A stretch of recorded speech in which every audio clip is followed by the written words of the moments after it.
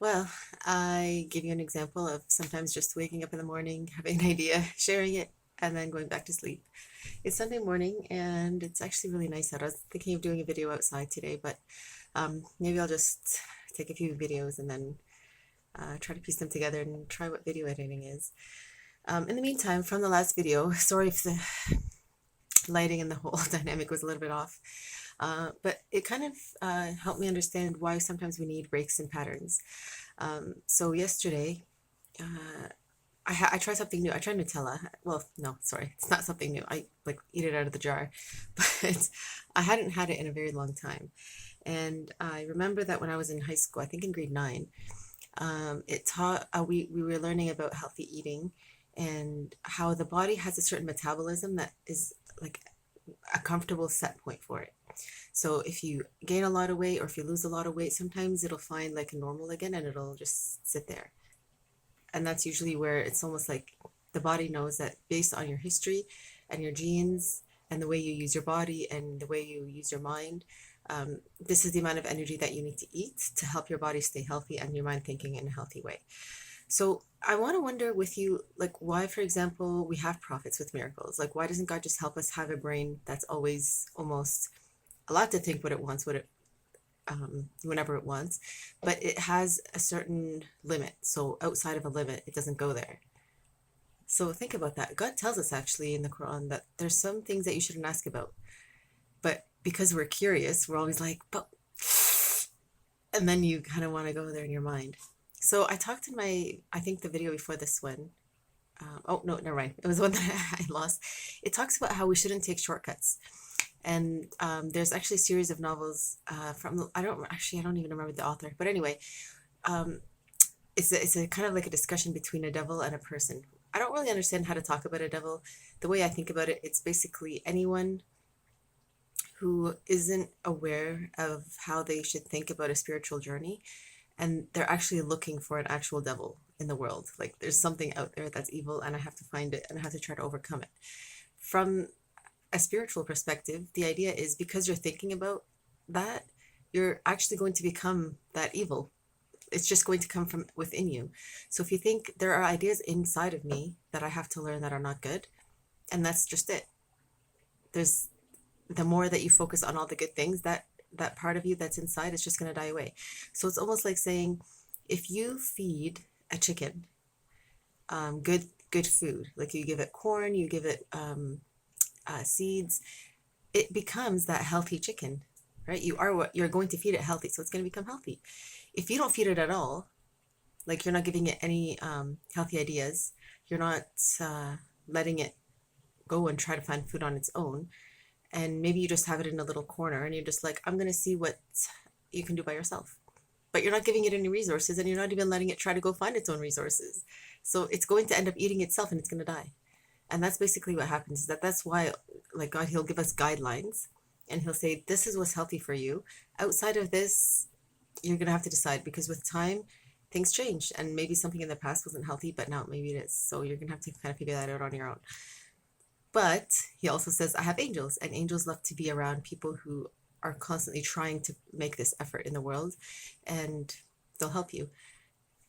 So when you find, for example, in there are points in history where there are prophets where they came with the miracle, and then because the people were like so shocked, they're like, "This is magic! Like this is not normal." And then they end up hurting the prophet that was sent at that time, or if he came with a certain animal that had a miracle, they kill the animal, and then it ends up being that God says, well, there has to be consequences for this because you're not supposed to hurt life like that. And then for some reason, the people just disappear. Like sometimes there's a really big storm and then everyone just dies and everything's like destroyed and they have to start over again, like the people that come after, or that might have been in a different area. But there's other times where that doesn't happen. The people actually are like, they remember, they're like, oh, no, no, no. We remember we have to think back to like the story of Jonah, for example. Um, there was a time where one person, he was kind of like Moses. He was trying so hard to try to think outside of like what was really normal in his community. But every time he tried, the people would almost stop him, or they'd be like, "No, you like." And so they're always getting in each other's way, which if you try for a very long time in a very patient way, you just get angry. You're just like, why are you in my way? And then you run away. You're just like, forget it. But the reason that, and some people actually kill themselves, it's called suicide. And the reason that some people suggest that suicide's not a good thing is because it's almost like you're not letting time actually show you that it wants you to be that pioneer, but you're losing patience. So try your hardest to be patient, and you'll see why this is going to be a result that's healthy for you. So I feel this way. Like 2 years ago, I was in such a struggle. Like I was like, every person that I can think of to go for help, I might actually be harming. So I have to stay away from everybody. And this is really scary because I'm like, am I evil? Like, what's going on? And then I remember the story of Jonah, where he was really, really angry that he actually left his community and went on a ship. And the ship got really, like, just really got into like a really stormy sea. And the people on it were like, we understand the spirits, and there must be something on the ship that's supposed to die or something because it's bringing us like some kind of message. So then they did a lot, which means everybody write your name that's on the ship. We're going to put it in a hat and we're going to pull out the different names. Back then it was like maybe straws because they maybe didn't have paper back then, but it's kind of the same idea. And then we're going to take the name, and whoever it is, we're going to throw overboard. Like the sea wants it, for example. It's like, I don't know. So they did that and it came out Jonah, which is Yunus in Arabic. And they're like, okay, we'll do it again. And they did it the second time. It's still his name. They're like, oh, okay, we'll do it a third time. And it was still Yunus. They're like, oh, well, whatever. And they threw him overboard. And then a whale came and it actually swallowed him. Now, it's difficult to say if this is like going to sleep, right? Because it's almost like you need to think of something, and maybe an angel will come and inspire you to dream about a solution while the people on earth and the people on the ocean, I guess, as it is, think about, like, are we doing a practice that's like maybe not healthy? Like, why is there anger right now in the world? So with that, we kind of understand that we can come back to these stories and be like, oh, so yeah, anger is a healthy emotion, but I'm not supposed to give up, and there has to be a way that's healthy for me to express my anger. So now we know why some people say if you actually kill yourself, it's not healthy. There has to be a way that you can take a vacation. There's a way. So now that we have this awareness, this is how people decide to build those niches. Like they start to maybe talk about it on social media. They bring awareness about mental health, which means if people are depressed and they have no way to find help, maybe we didn't think about this in the past. Now we have to add like some kind of resource so that, we can learn about this at school, and then people can make a job out of this. And then, some people call this respite care, in where, for example, if you live in a family where you have a really, really big job of taking care of somebody who's maybe very, very sick, and it's very hard for you to live your life, someone like who's a nurse can come and help take care of that person while you go and maybe take a vacation. So then you can kind of think like, okay, what are some new goals I have to set for myself to give myself that holistic kind of development? So I'm giving every part of my life a healthy outlet almost. So like I get to play, I get to have friends, I get to go learn, I get to exercise, I get to do something that's entertaining all by myself, sometimes with friends. So all these things together make a healthy human being. So now that maybe that's what happened, and then the people on earth were like, oh, okay, maybe we shouldn't have made Jonah so angry. So anyway, they repented, like they asked for forgiveness, and they're like, okay, we're gonna try to align with the universe in a healthy way. But Jonah, in the meantime, he got washed up onto an island. So if you think of Madagascar, for example, think of that. They're just like, they used to live in the zoo and they didn't like it. And they were like, we need something different. So then they decided, let's go to the wild. And they ended up going on a ship and then falling it, or like getting washed up on an island where it was very, very different from what they were used to. So it was almost like we are used to having people come and watch us, and we do these fun tricks, and then we go to sleep, and then people bring us something to eat, and then like we don't really have a lot of hard work to do. That's called domesticated, which means we're not out in the wild doing things on our own. Like we're used to people almost helping us make things easy for our life. Now, people learn to do this for cats and with animals that are able to live in a home, right? So people who want to have some kind of pet. Now, some people say you shouldn't have wild animals for pets because look how big they are for one thing, and the other thing, some people think of it as a type of abuse. They say, like, for example, circus animals, like it's not very healthy to do that to animals because their bodies and their nature is to need all that space. So that's something for everybody to think about. But anyway, back to breaking a norm. So let's say we're all used to one thing that's normal, like these animals in Madagascar. They were used to that very easy life. Jonah was very used to that easy life, but he's like, no, it got difficult and I wanted to leave. I was used to that easy life where I'm used to eating something that if I eat too much of it, it makes me maybe sick and it makes me feel bad because then maybe it makes me sleepy and then I get lazy and then I don't want to do anything. So I'm like, I have to make sure I just eat a little bit of it. But if I do it once in a while, it's okay. Like we had a bag of chips downstairs, I ate the whole bag. I was just like, I'm just, sometimes I just felt really, something really salty and I can't stop myself. But in the future, I'll say, actually, if my body needed that salt, it means that I probably exercised too much and I didn't drink enough water with an electrolyte, which means something to help me um, rebalance that pH that I talked about so that my body doesn't get dehydrated. So now I can think about, oh, you can drink some of these power drinks or sports drinks like Powerade or uh, um, Gatorade, or you can make lemonade or eat oranges or just add a little bit more salt to water and drink it. Sometimes, like some people, you shouldn't do that too much actually because it's probably not healthy to do it. Or you can take these tablets. Like there's so many options to kind of maintain that balance depending on what your lifestyle is, right? So now I could just get sad about it and say, oh, I made a mistake. I could go puke and make myself sick. I was like, but why would you do that? Why don't you just plan for the future to make a better healthy choice about eating? Or maybe if you know you're gonna want to eat a whole bag, like that's like a big bag, maybe just buy small bags. So that way you know, oh, I ran out. Now I have to find a healthy choice or find a different way to eat something that's gonna satisfy that salty need that I have to kind of eat. Because if you're craving something, then your body needs it somewhere, and it doesn't have enough of it. So it's almost like the brain's almost saying like find something that's salty. So maybe pretzels, maybe peanut butter, anything that's healthy like that. That has nutrients that are going to help your body remain strong and healthy, even if it has a little bit of like some people call them junk food. I don't really call that because I eat candy all the time, and I'm just like I just want the sugar, and then I'll I'll just enjoy that I got to have a treat for free. So when you think about what happened with Jonah, he's now on an island and he's completely naked because who knows how long he's been in there in that belly of the whale sleeping. Some would say dead, but we just want to say sleeping because he woke up again in the same kind of memory. Now he's naked and he's just like, oh my gosh. And the more he went onto the island, he found a pumpkin leaf or like squash leaves, like that whole family of gourd plants that we find usually in the fall in Canada. So the leaves, I guess, are really big. So he used them to cover his body. And that's almost like God saying, I can cover you with a lot of excuses that are healthy, that you don't have to feel bad and guilty in your mind. Because our consciousness, it's very alive. Like if we do something that upsets ourselves or upsets somebody else, it makes it very hard for us to rest. We feel like uneasy, we feel anxious. And if we don't resolve it, it can actually cause depression, which makes us just feel sad and we can't problem solve. And that's really sad if you think that the answer was really easy. Like, if you think about it, you just had to kind of go find the person that maybe you didn't know how to solve a problem with and then work on it by talking about it and then get over it. Like, by not get over it, but almost like decide on, okay, what can we do in the future so that we can maybe not have it be such a big problem, right? So, this reminds us about something that some people talk about, which is shame.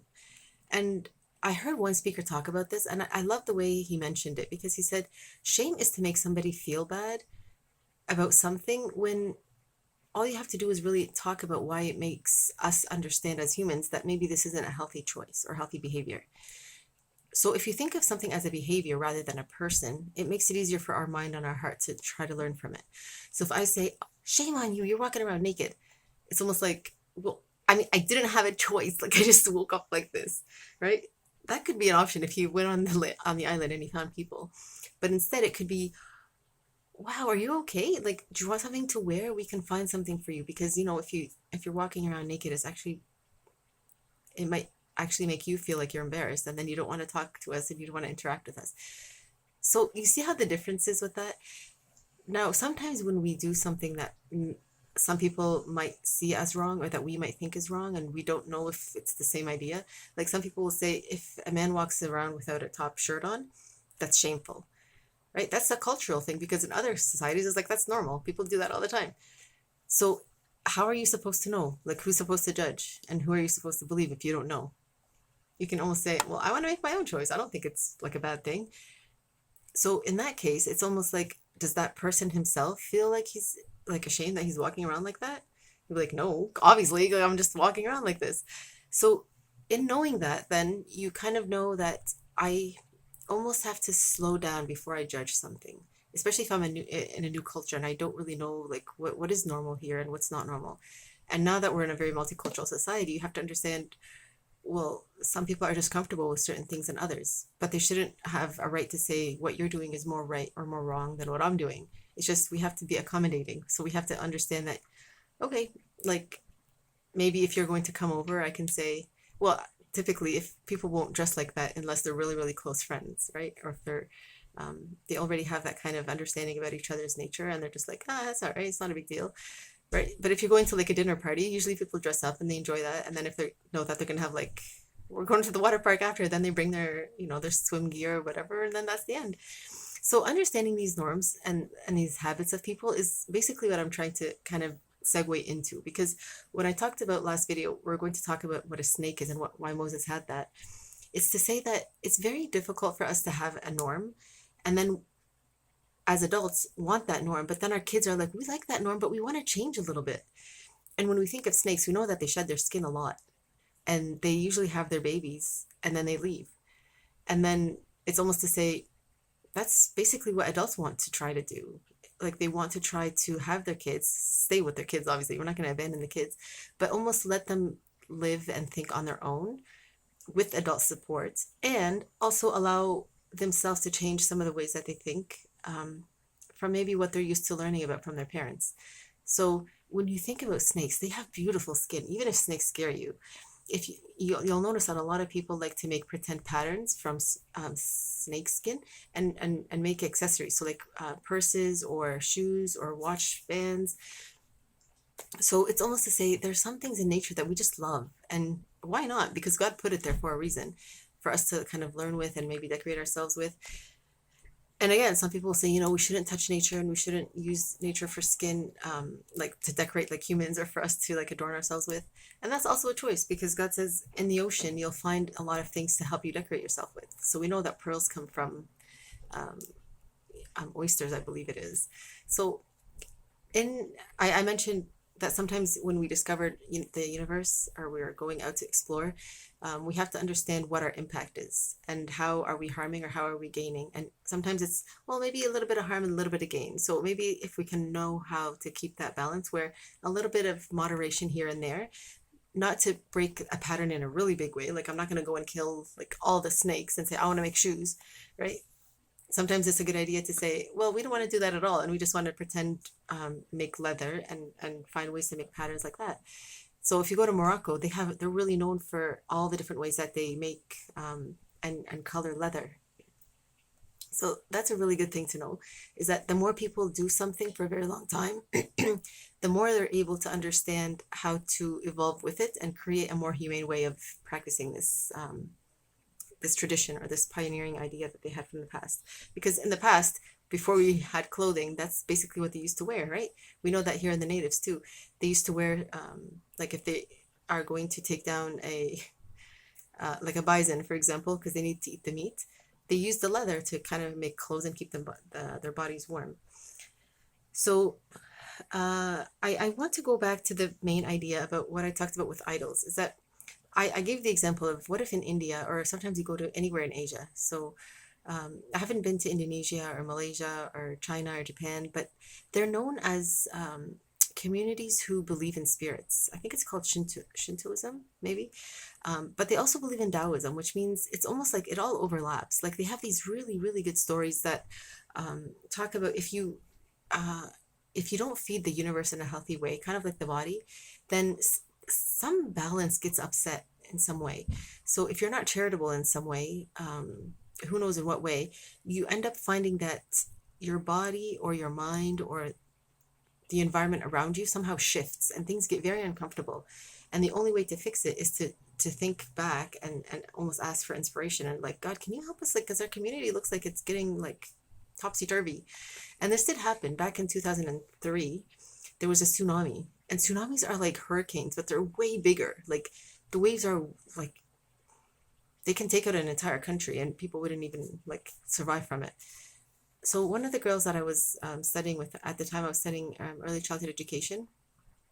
And she was from a country that was close to where that happened.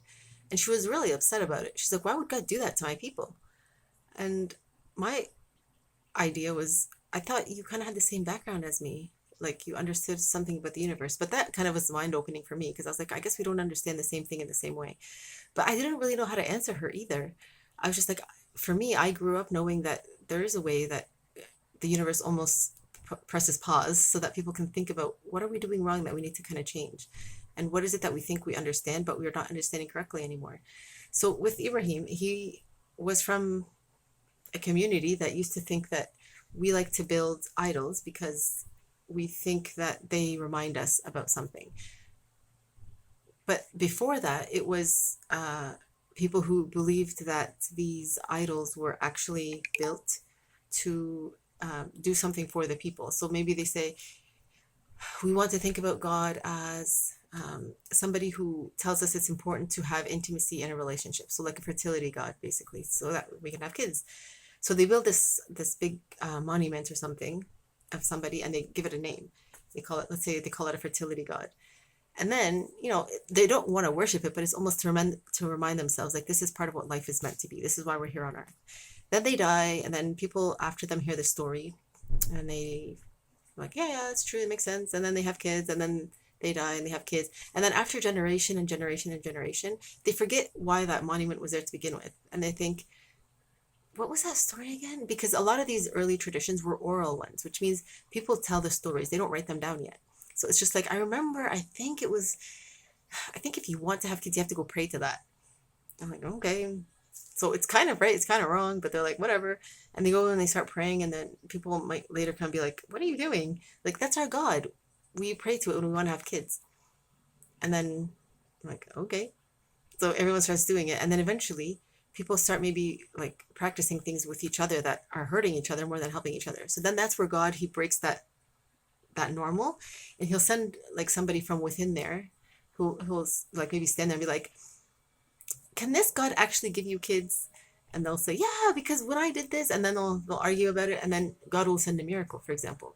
So one uh, example of this was, I think his name was Saleh in Arabic, but in English his name is Saul. He's a prophet, and he came from a community where they had really really big mountains, and a camel actually came from within the mountain, almost to say, okay, God's supporting that. Look, he can bring life out of stone. Now what do you think? And guess what? It's got a baby in its belly too. So now do you think that there's something bigger than this God? So it actually made them think for a minute. They're just like, we don't know how to think about that. So then they thought Saul was a sorcerer, and they started bullying him. And they're like, what did you do? You wrecked our God. And he's like, no, no, no, this is something God, like, there has to be something bigger in the universe. Like, I'm trying to help you understand. And look, God's supporting us by thinking the way you're thinking is right. You forgot something about the past that maybe we don't know. And now we have like this new way of looking at life. And I think the only thing we have to know about this is that because it's a pregnant camel, we have to let it drink on its own, and we're not supposed to bother it. But then people being people, they're always curious. So maybe they heard it in some way. Maybe they didn't want to share. So maybe they just had a little bit of water because then they're in the desert. And they're like, no, we don't want to share it. It has to go away. We get the water every single day. But Saul was like, but God is saying that one day for her, one day for us. So we can just have some of the water. We'll keep it in our home. We don't have to go to the water hole like every single day. We'll just save it. And even if we run out for one day, it's just one day. We have to fast and delay gratification. We can do that. Like, no, it's too hard. It's too hot, or whatever excuse it was. So they ended up killing it. And that's what made God mad. He's like, you guys have to learn to respect life in a different way. And that's why we love these stories, because they show us all the different ways that in the past video we have this final almost synopsis, or like this summary, where the archangel, he came to visit Prophet Muhammad, and he said to him, from all the past, like from Adam all the way to now, we know that if you want to understand how to use your brain, you have to start with your heart, and you'll understand what it means to think about life, how that's always going to be changing, which is why sometimes you need to learn what delayed gratification is, um, why sometimes it's good to be charitable, why it's sometimes good to visit different places and understand like what used to happen here, and like why do we know that a long time ago there was a big storm that ruined everything and they had to start all over? And what is it about being careful with like big spirits that we see? Like we shouldn't try to think that we're the ones that are responsible for having all these superpowers, that it's God showing us that he's the one that has the power and he's allowing us to share with that, to see how we can help civilization and pioneer new ideas, not to bully or like take away someone's voice or their identity or anything like that. And then also how to understand fate, which means I shouldn't try to take shortcuts and play with jinn or take someone's body and say, I'm going to put you in jail and I'm going to take your spirit and your name and I'm going to do a better job than you can. Because it's like, what? That doesn't even make sense. Like, God gave that person that strength, not you. You have a different strength that you have to go find. So, in all these ways, we find that as we progress in civilization and with technology, the ideas between what is right and what is wrong becomes almost like, how am I supposed to know? We're always starting something new. And the thing we have to remember is not to take shortcuts. So always remember that if something feels like it's cheating or it's not giving somebody the right, then no, we probably have to think back and be like, no, I need to wait and I need God to help me be inspired to try something new. And the best way is to actually go with nature. If you observe nature, you'll always find that if nature comes to kind of align with you in some way, then it's like, oh, maybe there's like angels around who want to help me. So I've noticed a lot that sometimes when I'm stuck in something, I'll find bunnies and they'll, like, if I open the front door, they'll kind of be just sitting there and they almost want to look like, are you gonna follow me or can I follow you? And that's what I usually do in my mind. I always almost kind of like with Snow White, I'll almost kind of give them a voice in my mind. I'm like, I wonder what you're thinking. Or sometimes I'll see them in the backyard and they'll be stretching kind of like a little kitten. Like they're just stretching as though to say, like, is it time to wake up? Like, what is it? I wonder that's going to be our challenge. Because here, right now, it's August, which means it's summer. And if they're going to hibernate, they still probably have at least like maybe a month and a half left. So it's almost like we have nothing to do. Like, what is it that we should find ourselves challenged for? And so all these things, and sometimes it's nice to leave the, like a little, like a vegetable for them because then they know, oh, this is like a friend. And then they come and they like to kind of almost make like a little vacation spot you can think about right for in your backyard, and then you just get to learn about the different cycles of nature, and who knows, you just made a new animal friend. So all these gentle ways of being with nature, I think, are what help angels come and inspire us in gentle ways. So it's never those like big um, sudden impacts that jar us and then make us feel like, are we in trouble, and like, what are we supposed to do? If we have these almost gradual and gentle ways of just existing, we'll have that easy life that we always hear about when God talks about a story about somebody and he says they went to heaven. It's not that they're going to like a place as it is, but it's almost like their next life after life after life will be easier just because they are getting in the habit of trying to have a healthy consciousness with the universe around them.